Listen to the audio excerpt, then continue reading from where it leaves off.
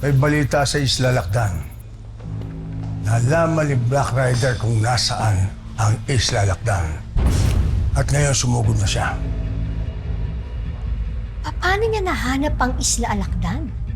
Hindi na nasa isip ko siya. Ngayong nandoon na sa Isla Lakdan si Black Rider, gagawin niya lahat para pabaksakin niya si Edgardo. At yun ang pagkakataon ko para labanan ko si Edgardo ng pailalim. Pipilahin ko siya, Basa. Anong plano mo?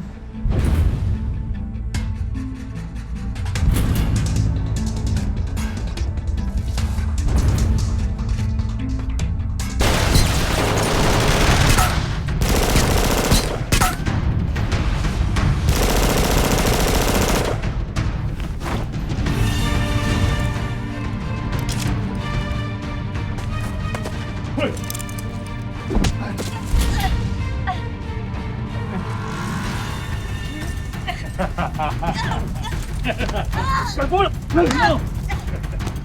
Sunod!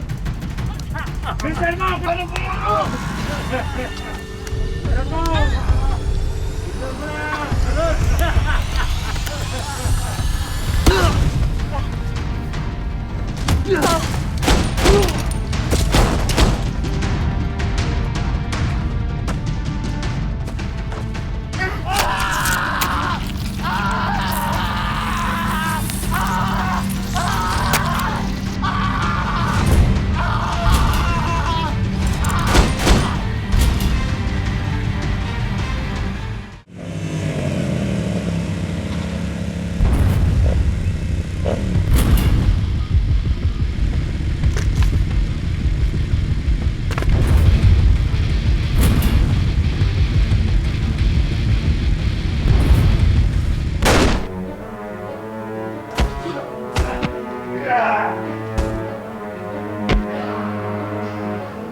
Utang ko sa'yo ang buhay ko. Isang pagkakamali. Na lumambot ako dahil sa'yo, Elias. Salamat po sa parangal tsaka ho dun sa 100,000. Malaking bagay para sa amin namin ito. Para ho yun sa anak niya, di ba? Bukod pa yon, meron talaga para sa'yo. Sir, hindi ko matatanggapin, sir. Dugo ko ang tumataloy sa'yo.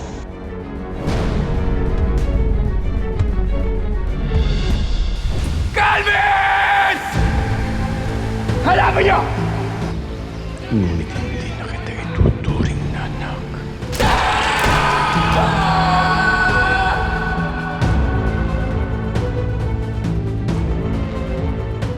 Bitawan mo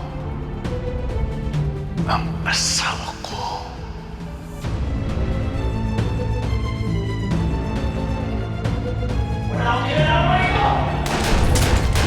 Lilimutan ko ka lang na!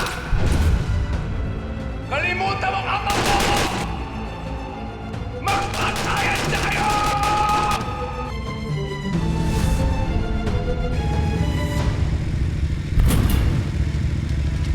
Ako mismo ang maglilibing sa'yo dito sa Isla Alakdan. Babayad ka sa ginawa mo sa palangga. Magbabayaran nyo ngayong gabi lahat ng kasalanan nyo! Pasok!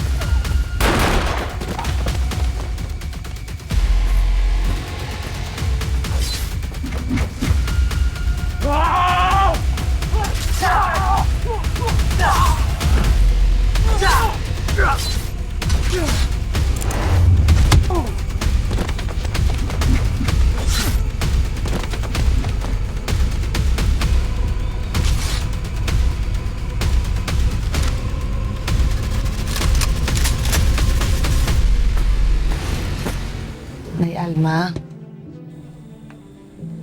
Hindi naman sa nangingialam ako pero sa tingin niyo, bakit nasabi ni Kapitana yun? Nararamdaman ko nandyan lang yung ebidensyang yan. Kinalaman talaga yan si Elias at saka si Alma sa nangyari sa Palangga. Kailangan ko lang talagang kalkalin. Miss, saan dito yung papuntang Isla Alakdan? Doon dapat kami dadalhin ng sindikato eh. Pero buti na lang niligtas kami ni Black Rider. Sandali, sinabi mo nun si Black Rider? Oo. Nakita namin siya. May dalawa siyang kasama. Wala nang makakakilala sa'yo. Pagtapos nito.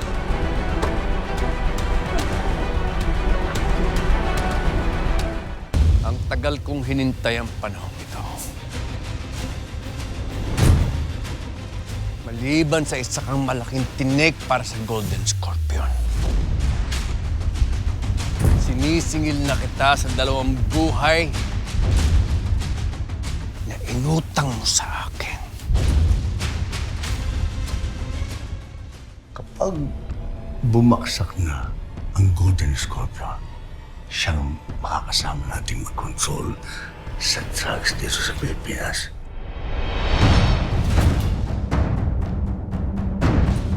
Nice to finally meet you, Sasha.